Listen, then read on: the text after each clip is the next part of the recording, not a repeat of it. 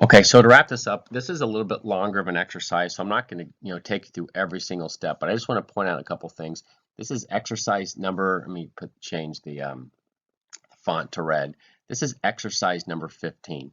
Now, in the previous exercises, they already gave you the x and the y. So if you get a problem like this, you might be wondering, well, what is my x variable and what is my y variable? And I'll give you some assistance on an exam on how to determine all that. But in this case, where it says you've got the number of rooms and then you've got kilowatt hours used in this case. So obviously you'd want the number of rooms to be x and you'd want the kilowatt hours to be y, because the idea here is that the number of kilowatt hours being used is most likely going to be affected by how many rooms are in use. Okay, so we're looking to say that x, how well is x going to basically be affecting y?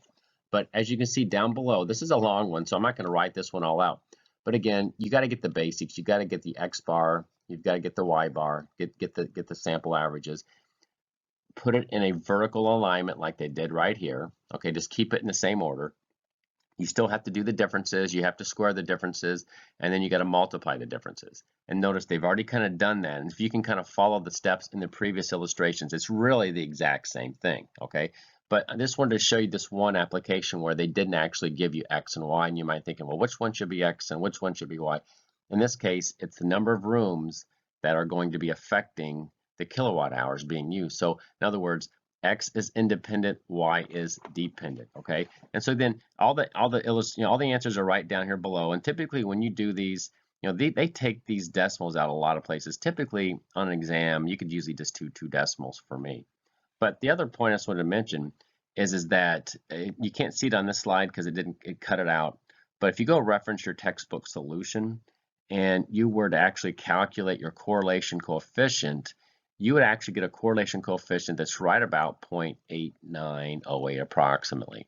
So again, just to emphasize, they didn't ask it, but if you had to get the r squared, you'd take 0.8908 squared, and that would give you about a r squared number that's 0.7935. Again, I'm just showing you this because that's something I also tend to ask on exams is to not only get the linear equation once you get this thing set up, but also to calculate the r squared number, because that's something, it's a good test to see just how well are these two variables interacting. Is x really affecting y? Okay, so again, just wanted to point this one out. Again, this is number 15 up above, and then down below, you can reference this because you guys have all the answers. I just wanted to just kind of show you that, hey, look, it's a pretty long box, a big tabular setup. As long as you can follow illustration number 2, it's the same thing. You just got to put in some repetitions and some time on this, and you should be able to get it.